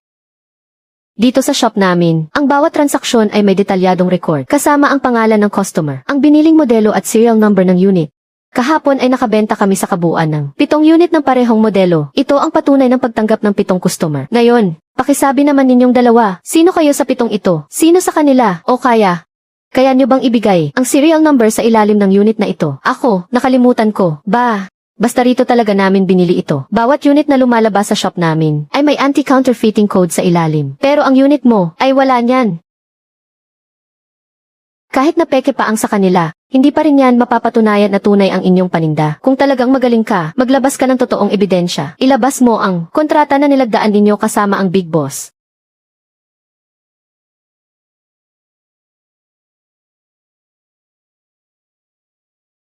Aba! Sino bang tinatakot mo sa tambak na basurang papel na yan? Sige nga, buksan mo at ipakita mo sa lahat ng tao rito. Gonggigan Limited Partnership. Tingnan ninyong mabuti. Ito ang para sa aming Zuking Communications. Business Permit at Tax Registration Certificate. Opisyal na pulang selyo mula sa gobyerno. Sinong nagsasabing peke yan? Ito ang aming opisyal na sertipiko ng otorisasyon mula sa tatak na hawak namin. May malinaw na pinagmulan ang bawat produkto at garantisadong ligtas. Sinong nagsasabing segunda mano ang binebenta namin? Ito ang para sa bawat batch ng produkto na pambansang ulat sa pagsusuri ng kalidad. At sinong nagsasabing peke ang mga paninda namin? Totoo lahat ng ito May pulang selyo pa nga rito Mukhang naloko nga talaga tayo. Ang sama talaga ng ugali ng matandang iyan sa pamilya Zhang. Ang mga ito, pwede ring palsipikahin. Kung talagang matapang ka, ilabas mo yung kontrata mong nagkakahalaga ng mahigit 1,000,000 piso. May lakas ng loob ka ba? Kung gusto mo, ibibigay ko sa iyo.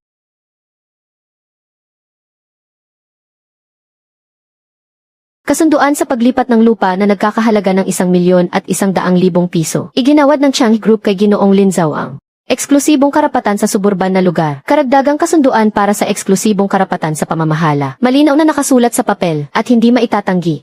Ngayon, sabihin mo sa akin, alin dito ang peke? Nagnegosyo ako at nagtayo ng tindahan dahil tapat at dekalidad ang mga paninda ko. Katapatan ang pinanghahawakan namin. Bawat transaksyon, may record kami. Pero ang iba naman, puro daldal lang ang alam. Nagpapakalat ng chismis at nanggugulo. Nag-imbento ng kwento mula sa wala. Malinaw na nakasulat dito ang lahat at alam ng tao kung ano ang tama. Kung sino ang tama at sino ang mali. Sa tingin ko alam naman ng lahat kung paano humusga. Kayong mga zhang, wala na ba kayong natitirang hiya? Dahil hindi kayo nakasabit sa mayaman. Basta na lang ng babato ng putik sa iba. Nga, muntik na tayong lahat maloko. Sa susunod, ang mga sasabihin ng pamilya mo, kahit isang salita, hindi na dapat paniwalaan. Mawalang galang na po. Sino po rito ang namamahala sa Zhuking Communications? Si Ginoong Linzu po ba? Ako nga po. Sino po sila? Galing po ako sa opisina ng barangay. Ito po ang opisyal na abiso na inilabas namin para mapalakas ang kakayahan ng bawat unit sa aming nasasakupan sa komunikasyon tuwing may emergency. Batay sa naging desisyon, sa buong komunidad ng aming barangay ay magtatalaga sa mga tanod at sa mga tagalinis pati na sa iba pang unit ng isahang pagbili at pamamahagi ng mga walkie-talkie para sa komunikasyon. Pagkatapos ng aming pagsusuri, ang inyong Zhuking Communications, ang nag-iisang supplier sa aming nasasakupan na nakapasa sa mga kwalifikasyon. Ito po ang listahan ng mga bibilhin. Pakiusap na ihanda na po ninyo ang mga supply sa lalong madaling panahon. Hello! Magandang araw po. Zhuking Communications po. Ano po yun? 30 unit po ba? Sige po, sige po. Ako, ililista ko na po agad ito para sa inyo. Magandang araw po. Mula po ba kayo sa komunidad ng Antay? 50 unit po ba? Walang problema po. Pakiiwan na lang po ng pangalan ng inyong opisina at numero na pwedeng tawagan. Iayos po namin ito agad. Boss. Nandyan ba si boss? Ako po sila uli mula sa opisina ng tagalinis. Mag-order din po kami. Unahan niyo na kaming bigyan ng 100 unit. Ang lahat ng sanitation workers sa buong lugar namin. Kailangang bigyan nito, Boss Lin. Gusto rin ng barangay tanod sa lugar namin. Ng 150 unit. Dapat doon sa may magandang kalidad. Hindi problema ang pera. Kuya Lin, Manager Xia, napakaraming order. Ang mga stock sa bodega natin, kapag pinagsama-sama ay hindi pa aabot sa 200 unit. Kulang na kulang talaga. Marami ng ahensya ang gustong kumuha agad ng stock ngayon din. Kapag nagpatuloy pa ito, baka kahit ang mga order para bukas ay hindi na natin maibigay. Magandang problema yan. Pero kapag hindi natin naayos ng mabuti, mawawala na ng tiwala sa atin ang mga tao. Siya Muking, magpaskil ka agad ng anunsyo sa labas. Sabihin mo na para sa mga nag-order bago mag-alas 3 ng hapon ngayon. Sigurado silang makakakuha ng stock sa loob ng 1 linggo. Para naman sa mga lumampas ng alas 3, kailangan na nilang maghintay hanggang sa susunod na linggo. Ibig sabihin ba nito ay hihinto na tayo sa pagtanggap ng order? Sayang naman ang pagkakataon kung may customer nang ang lumalapit. Hindi ito paghinto sa pagtanggap ng order, kundi para kontrolin lang ang bilis ng takbo natin. Tatawag ako ngayon din sa main office ng Cheng Group para humingi ng mabilisang supply ng mga produkto. Sandali lang, kung supply lang ang hihingin natin, masyado pa rin tayong magiging dehado. Humiling tayo sa main office na gawin ang tindahan natin bilang opisyal para sa buong lugar sa labas ng lungsod na nag-iisang solong distributor. Magtatayo tayo ng sarili nating mga maliliit na sangay para ang maliliit na order ay doon na lang kumuha sa mga distributor natin. At tayo naman ay magpo-focus lang sa direktang pagbebenta sa malalaking ahensya. Dumating na ang pagkakataon. Sa pagkakataong ito, ako ang magpapasimula ng uso. Boss Kayang, ibebenta mo pa ba tong mga paninda mo o hindi na? Kapag hindi mo pa binenta, talagang mabubulok na to sa kamay mo. Huwag mo nga akong madaliin. Mga mamahaling imported to. Hindi to gaya ng mga walang kwentang brand dyan. Mamahalin ka dyan. Yung bago mula sa timog, kumalat na yung bagong usong AV3. Ngayon tong bagay na to, kahit mga nambubote at dyaryo, kahit ibigay mo ng libre, walang tatanggap. Hello? Si Boss Liu ba to? May magandang batch pa ako rito. Ibibigay ko sa pinakamababang presyo. Lin Qiang, sira ba ang ulo mo? Ibebenta mo pa rin yung basurang yan. Sasabihin ko sa iyo, kahapon lang, 150 piso pa ang isa nito. Kaninang umaga, may nagbenta na sa halagang 80 piso. Ngayon, kahit 50 piso, walang gustong kumuha. Yang mga stock mo, isipin mo na lang na mahalagang leksyon yan.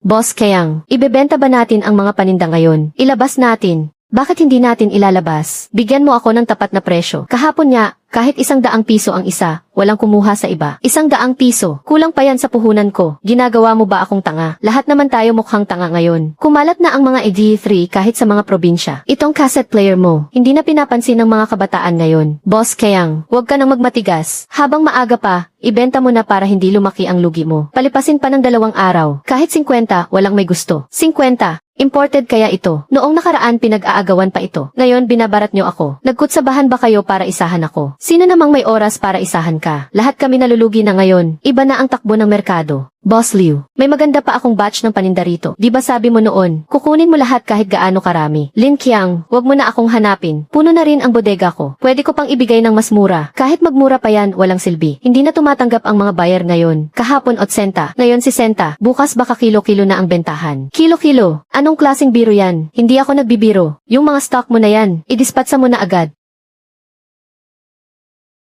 Impossible. Boss, kung hindi na mabenta ang mga Walkman na ito, pwede ko namang kunin.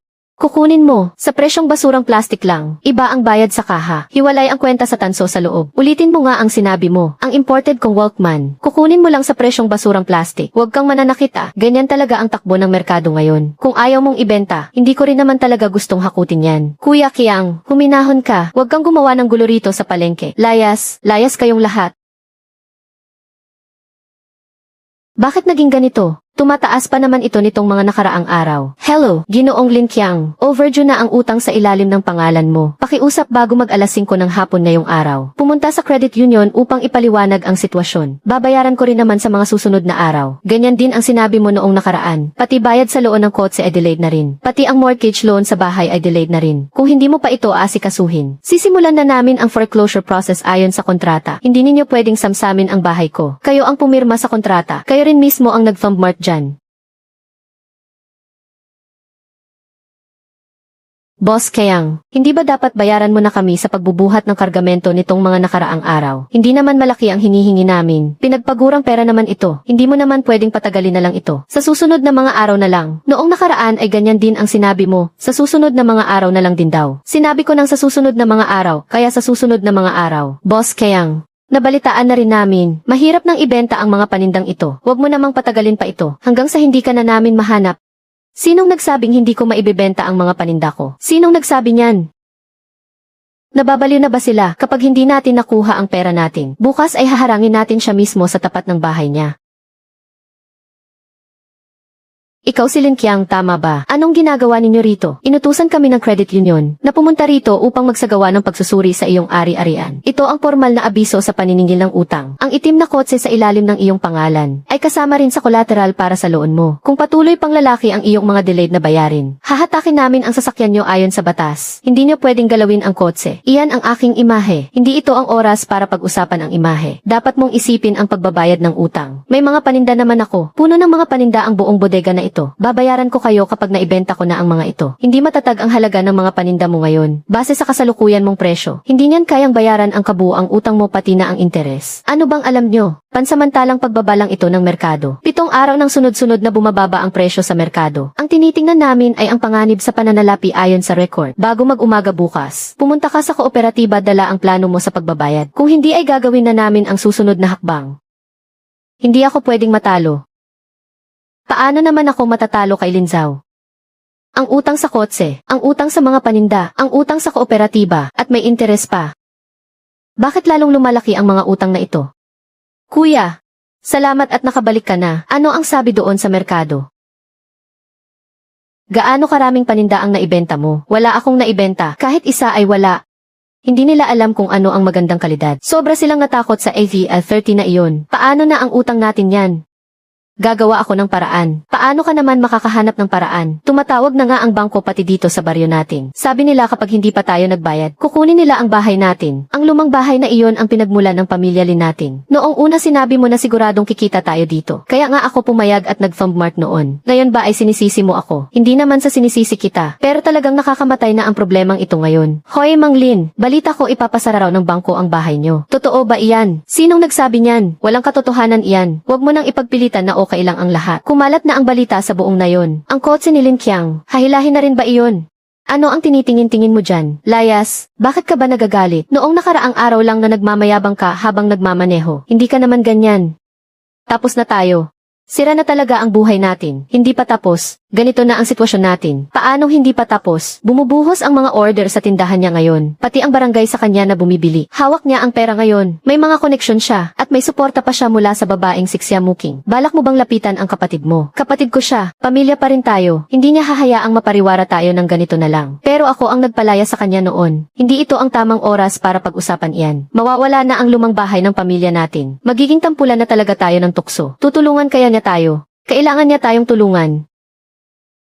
Kuya Lin, nakarehistro na ang 100 unit para sa tanggapan ng kalinisan. Pinapamadali na ng security team ang pagkumpirma sa petsa ng delivery ngayong araw. Sabihin mo sa kanila, darating ang unang batch sa Makalawa at ang matitira ay ihahatid sa 2 magkahiwalay na beses. May kabuang 320 unit para kay Direktor Wang. Umabot naman sa 206 na po ang kabuang binili ng komunidad. Ipagpaliban muna natin ang mga order para sa mga construction site at mga tindahan. Bossing Lin, pangkomunidad na emergency communication ito. Hindi ito pwedeng maantala ng matagal. Huwag kayong mag-alala, Direktor Wang. Ay de-deliver muna namin sa mga pangunahing ahensya sa loob ng 3 araw. At makukumpleto na para sa buong lugar sa loob ng 7 araw. Maasahan talaga kayong mga kabataan magtrabaho. Kaya naman pala ang Changi Group ay handang magbigay sa inyo ng otorisasyon. Kasama rin sa kontrata ang suporta para sa maintenance. Kung magkaroon man ng problema ang kagamitan, darating kami sa loob ng 24 na oras. Ay napakabuti naman kung ganoon. Ang inaalala lang kasi namin ay baka mapabayaan kapag nabili na. Hindi lang basta makina ang ibinibenta ng Suking Communication, kundi isang buong pakete ng serbisyo.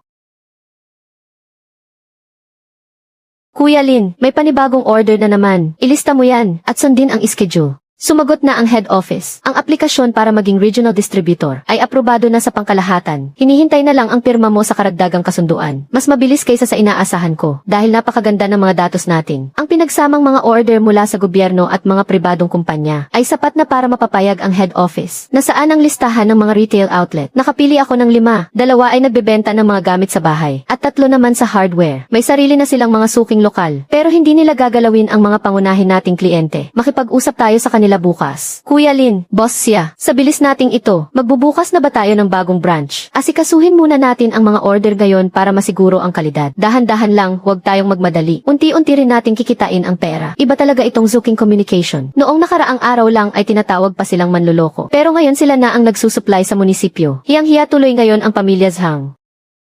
Naitatag na natin ang reputasyon natin. Ang susunod naman ay ang patatagin ang mga channel natin. Nandito na sila.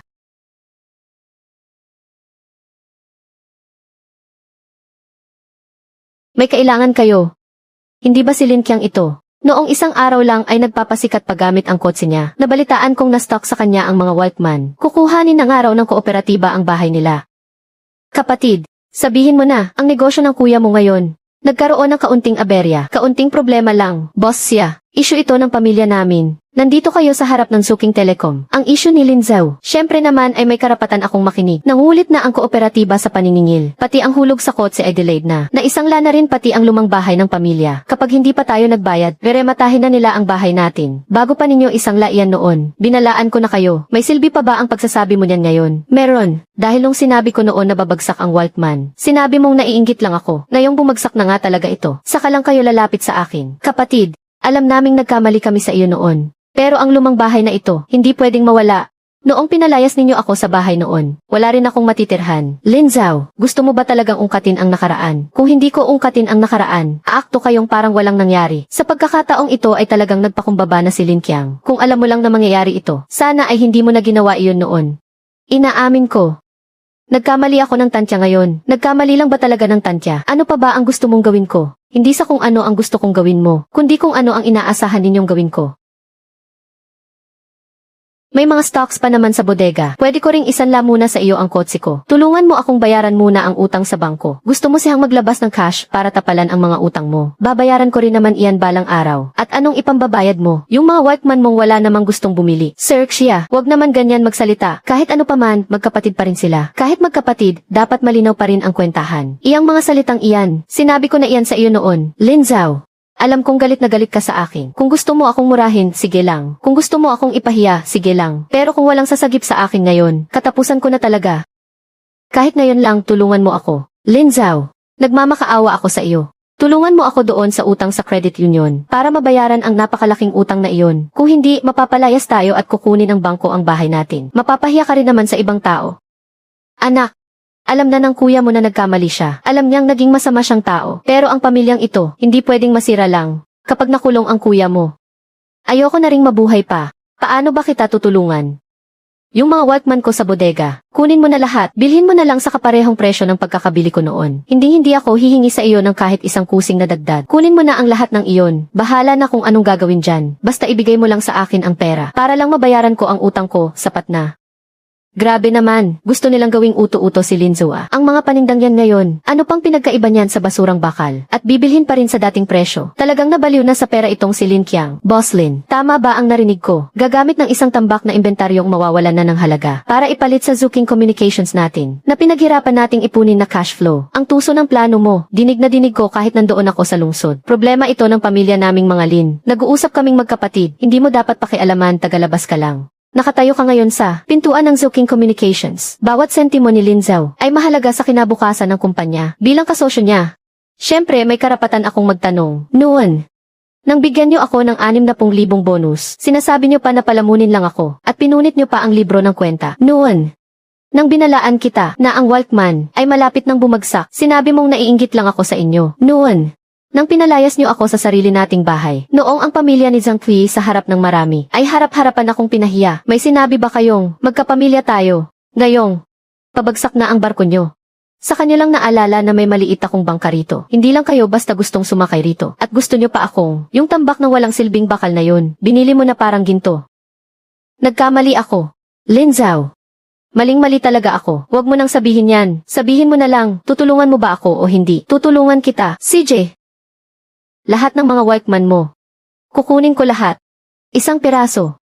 10 piso. 10 piso. Lin Zhao, pinapatay mo naman ako niyan. Mas mahal pa nga ang kuha ko dyan. Sinasamantala mo ang sitwasyon ko. Kapatid, huwag ka namang maging ganyang kalupit. Kahit ano pang mangyari, sarili mo pa rin siyang kuya. Ang 10 piso kahit plastic na kaha, hindi mo mabibili niyan. Anong masama sa 10? Basurang bakal na lang naman yan ngayon. Kahit ipamigay mo ng libre, walang kukuha. Gusto pa ngang magbayad ni Lin Zhu para kunin yan. Sobra-sobra na ang kabutihan yan. Totoo yan. Kung paano tratuhin ni Lin Qiang si Lin Zhu noon. Ngayon, biglang naalala na magkapatid pala sila. Huli na, bibigyan kita ng 2 pagpipilian.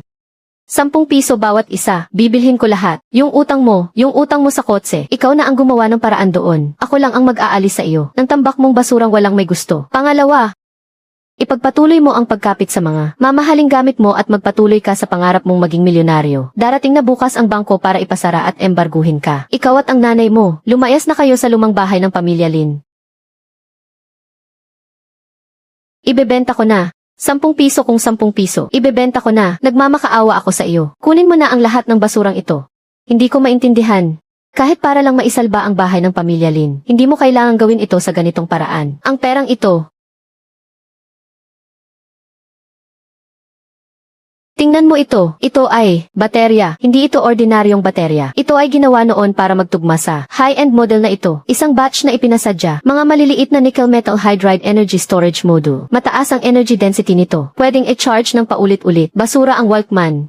Pero hindi ang bagay na ito. Ang teknolohiya nito ay mas abante kumpara sa merkado ngayon, nang hindi bababa sa 3 taon kumpara sa karamihang ordinaryong baterya. Pero saan naman ito magagamit? Wala namang kompatible na aparato ngayon.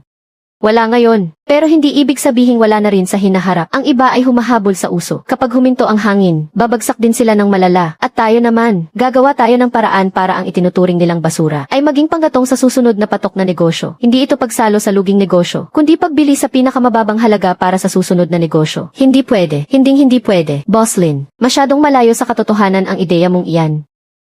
Tingnan mo. Nakasunog na tayo ng 3 circuit board. Hindi matatag ang boltahe ng mga energy storage module na ito. O kaya naman ay bigla na lang nitong masisira ang downstream circuit. O kaya naman ay hindi man lang kayang paganahin. Isa lang naman itong bunton ng mga basurang lumana ang teknolohiya. Kahit ang mahusay na teknisyan na tulad ko, ay hindi ito magawa ng paraan. Paano kung ihinto na lang natin ito?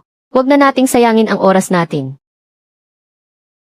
Boss Go, Mang Wang, hindi sa module ang problema, kundi nasa paraan ng pag-iisip natin. Paraan ng pag-iisip, sinunod ko naman ang pinakaligtas na power management design para gawin ito. Kung hindi pa rin ito gumagana rito, ano pang ibang paraan ang magagawa natin? Palagi nating pinipilit na iakma ang module sa kasalukuyang circuit. Pero paano kung baligtarin natin ang sitwasyon at gumawa tayo para mismo sa module na ito ng isang bago at kakaibang charge and discharge management circuit? Huwag na nating gamitin ang mga nakasanayang disenyo. Dito mismo, maglagay tayo ng hiwalay na voltage regulator chip, saka ikonekta ng serye sa isang simpleng overload protection para maging isa itong smart battery pack na may sariling utak. Iyan ay posible sa teorya. Pero wala pang gumagawa niyan kailanman, masyadong magastos, at hindi rin sigurado kung magiging matatag ito. Ang gastos, bawiin na lang natin mula sa ilang libong unit na basurang ito. Susubukan natin yan ngayong gabi. Mang Wang, Magsama ka ng ilang tao. Sundin ninyo ang sinabi ni Xiaolin. Mag-overtime kayo ngayong gabi. Ako mismo ang magbabantay sa inyo. Tingnan lang natin kung ano ang mangyayari. Ang tambak ng basurang ito talaga. Kaya ba talagang gawing ginto ang basurang ito? Ikaw bata ka, isa kang totoong henyo. Paanong naging basura ito? Kayamanan ito. Kapag ang teknolohiyang ito ay nagawa ng maramihan, napakaraming maliliit na smart device ang mabubuhay nito. Teka, kailangan nating mag-apply agad ng patent. Sir Go, Boss Lin, diretsahan na ako. Ang teknolohiya ninyong ito, ang sadyang kailangan ko ngayon, lahat ng nasa ilalim ng kumpanya ko na maliliit na smart security device ay pinahihirapan ng battery life at mataas na gastusin. 1,000,000 piso. Bibilhin ko ang buong karapatan sa teknolohiyang ito. Hindi niyo na kailangang intindihin ang susunod na development at pagmemerkado nito. Isang beses na kabayaran lang ito. Sir Fang, hindi ko kailangan ang 1,000,000 piso mo. Lin, nababaliw ka na ba? 1,000,000 pisong cash na iyan. Boss Lin, tingin mo ba ay kulang pa iyan? Ang presyo, pwede pa nating pag-usapan iyan. Ayaw ko ng cash. Dahil mas malaki ang tiwala ko sa magandang kinabukasan ng kumpanya ninyo, Sir Fang. Ang isang beses na bilihan, para sa ating dalawa, ay isa lamang karaniwang transaksyon sa negosyo. Gusto ko ng ibang diskarte. Anong ibang diskarte? Ang teknolohiyang ito ay ibibigay ko ng libreng lisensya para magamit ng kumpanya mo at bukod doon, sa mga susunod na update at pagpapahusay, makakasama rin ako riyan. Mayroon lang akong isang kondisyon. Sabihin mo, gusto ko sa kumpanya mo, 20% ng shares. Gagamitin ko ang teknolohiya ko bilang puhunan, 20%. Boss Lin, napakalaki naman ng hiling mo. Bakit naman ako maniniwala sa teknolohiya mo na kayang tapatan ang sa kumpanya ko? 1/5 bahagi ng hinaharap nito dahil kayang-kaya ng teknolohiya ko na ang produkto mo ay mapapababa ang gastos ng 30% at tatagal ng doble ang baterya. Ang 20% na ito ay hindi ko kukunin ng walang kapalit kundi tutulungan kita na mabawi ito mula sa merkado. CJ, susugal ako, Boss Lin. Simula sa araw na ito, magkasosyo na tayo. Hijo, wag mo nang tingnan yan. Walang katapusang gastos ang lugar na ito. Naglalaro na lang sa computer ang mga kabataan ngayon. Sino pa ba ang pupunta rito? 6 na buwan ko na itong pinapaupahan. Pero wala man lang nagtatanong.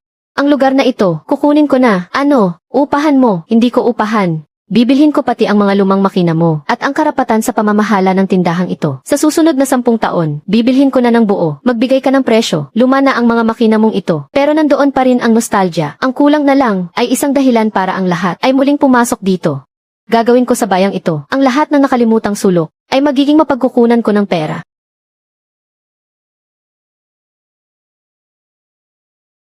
Ano bang ginagawa nyo? Legal ang pagpapatayo namin dito. Nanggugulo kayo sa trabaho namin. Huwag ka ng maraming daldal. Sanayan natin ang lupang ito. Bakit si Lin Zhao lang ang yayaman ng mag-isa? Kapag hindi nyo kami binigyan ng malinaw na paliwanag ngayon, walang sinumang makakapagsimula ng trabaho. Lin Qiang, ano na naman ang balak mong gawin? Ako anong gagawin ko? Ipinaglalaban ko lang ang buong na yon para makakuha ng katarungan. Ang lupang ito sa loob lang ng isang gabi ay naging nagkakahalaga ng mahigit 1,000,000 piso. Ang perang ito, bakit si Lin Zhao lang ang magbubulsa ng mag-isa? Ang bawat pamilya sa nayon natin ay dapat makakuha ng bahagi sa kita. Tama! Gusto rin namin ng parte sa kita. Hindi pwedeng sa kanya lang mapunta ang lahat ng biyaya. Parte sa kita. Noong gumastos ako ng 100,000 para bilhin ang lupang ito, may nagsabi ba sa inyo na pag-aari ito ng komunidad? Sabi niyo lang noon kahit ang mga hayop ay hindi tatae sa bulok na putikang ito. Noong walang kwenta ang lupang ito. Ngayon na may halaga na ito. Dapat sundin ang patakaran kung ano ang may halaga. Huminto kayong lahat.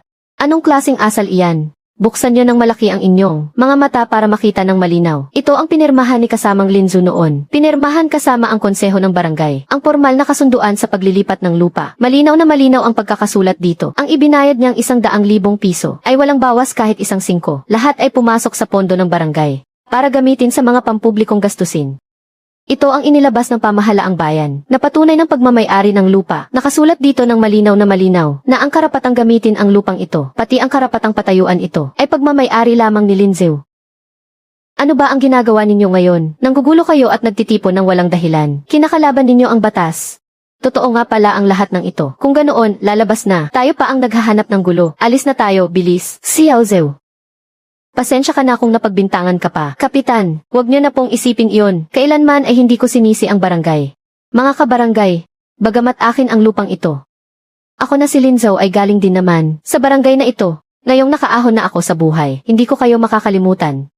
Kaya nagpasya ako na magbigay ng 300,000 piso mula sa sarili kong bulsa para magpagawa ng kalsada sa ating barangay na sementadong daan mula sa tapat ng barangay diretso sa bayan. At gagawin ko ring modernong tambayan ang lumang bilaran ng palay sa kanlurang bahagi upang gawing isang bagong plaza para sa ating mga kabarangay. Ang galing ng naging diskarte mo ngayon, napakagaling ng pagkakalatag mo. Kung gusto mo silang patahimikin, dapat ay bigyan mo sila ng totoong pakinabang. Pero, ang kuya mo na iyan, baka habang buhay nang hindi makakaharap sa mga tao dahil sa hiya. Ano, ganyan kabilis lumabas ang resulta. May balita galing sa arcade ng Suking. Sa preliminaries pa lang ng unang King of Fighters tournament, sakita pa lang sa ticket at merchandise ngayong araw, lumampas na agad sa 50,000, mas pumatok pa ito kaysa sa inaasahan natin. Batay sa naging desisyon ng Board of Directors, opisyal nang inaprubahan ang Zouking Telecom para maging kinatawan ng aming grupo sa buong probinsya bilang nag-iisang distributor ng mga kagamitang pangkomunikasyon. Magiging epektibo na ang kasunduan ngayong araw. Akala nila gusto ko lang manalo ng isang beses. Pero mula noong araw na kanselahin ang kasal ko, hindi ko na binalak na manalo ng isang beses lang. President Lin, President Sia, ganyan po ang sitwasyon ko ngayon. Binawi ng bangko ang pautang sa akin. Mabagal pa ang pasok ng bayad mula sa mga kliyente. Kaya naubos na talaga ang pondo ko. Ang production line ko na iyon ay kasalukuyang pinaka-advanced sa buong bansa. Pagdating sa battery packaging line, kung hihinto lang ito ng ganito, nakakapanghinayang talaga. President Huang, nasuri na namin, maayos naman ang mga produkto ninyo. Masyadong naging mabilis ang pagpapalawak ninyo. Kaya naipit kayo sa cash flow. Ako mismo, kasama ang Zouking Group ay magkasamang magpupondo sa iyong kumpanya ng 5 milyong piso. 5 milyon, President Lin. Ano pong ibig ninyong sabihin? Hindi ko kailangan ang production line mo at hindi ko rin kukunin ang kontrol sa kumpanya mo. Isang kondisyon lang ang hihingin ko. Sabihin ninyo po na sa hinaharap ang lahat ng kailangan ng Zouking Group na supply ng baterya para sa mga produktong hardware. Sa'yo na ang buong responsibilidad sa lahat ng ito. Magkasama nating papalagin pa ang negosyong ito. Ayokong ang partner ko, dahil lang sa kaunting problema sa pondo, ay bumagsak kung kailan malapit na tayong magtagumpay. Sir Lin, iniligtas niyo ang buhay ko. Simula ngayon, iaalay ko ang buhay ko sa pagtatrabaho para sa inyo. Ang Cultural Plaza sa kanlurang dulo ng baryo ay malapit na ring matapos. Balita ko ay nilagyan pa raw ito ng telebisyon at mga kagamitang pang-ehersisyo. Ang lahat ng iyon ay binayaran lahat ng pangalawa mong kapatid. Sa buong buhay ko, ay naging bulag talaga ako. Itinuring kong basura ang isang kayamanan at ginawa kong kayamanan ang isang basura. Sa bandang huli, ako ang nagkasala sa kanya. Tay, hindi ikaw ang naging bulag, kundi ako. Mula pa sa simula ay talo na ako. Ang tanging inisip ko lang ay kung paano kumita ng mabilis, kung paano siya lalamangan, pero ang inisip niya ay kung paano bubuksan ang mas maraming pinto at palalakihin ang kanyang negosyo. Ang dahilan kung bakit ako natalo ay hindi dahil sa kamalasan, kundi sa kakulangan ko ng malawak na pananaw. Tapos na ba ang lahat? Hindi. Nagsisimula pa lang ang lahat ngayong araw. Nakita ko ang kuya mo at ang tatay mo. Parang sila ay nagbago na. Sadyang ang tao ay kapag nawala na ang lahat sa kanya, saka palang magsisimulang magmuni-muni. Pero hindi na iyon mahalaga ngayon. Sia Muking, naaalala mo pa ba nung una tayong nagkita? Siyempre naman naalala ko, doon sa tabi ng maputik na lubak, nakasuot ka noon ng mga lumang damit, nakaupo sa likod ng sirang lamesa, kahit na walang-wala ka na noon. Pero tinanggihan mo pa rin ang 50,000 piso. Noong mga panahon na yun, akala ko noon ay gusto ko lang patunayan ang aking sarili at ipakita sa lahat na hindi ako basta-basta lang. At nagawa mo naman, ngayon sa buong baryo. Hindi, ikaw na ang pinakadakilang bayani ng buong bayan. Pero kalaunan ko lang naintindihan na hindi naman pala mahalagang patunayan ang sarili ko. Ang mahalaga ay, noong walang-wala ako, may isang tao na naniwala sa akin at handang sumama sa akin para gawing isang malaking logistics park ang maputik na lubak na ito. Sia Muking, gusto kong ang natitirang buhay ko ay mapuno ng pangalan mo. Handa ka bang maging panghabang buhay na reyna sa aking imperyo ng negosyo?